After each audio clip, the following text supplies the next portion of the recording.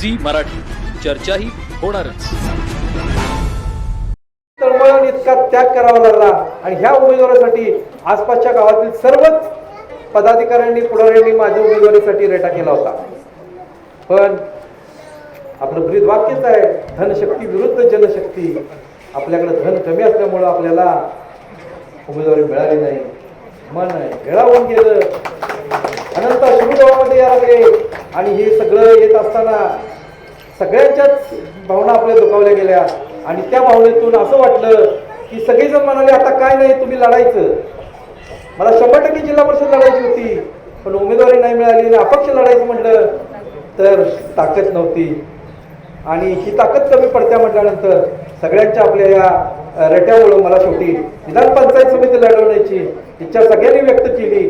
ती सुद्धा लढण्याची मनामध्ये इच्छा नव्हती, पण शेवटच्या क्षणाला सगळ्यांनी विनंती केली की नाही माझ्यासाठी तुम्ही पंचायत समितीत लढली पाहिजेत आणि म्हणून मी पंचायत समितीचा हा मार्ग स्वीकारला.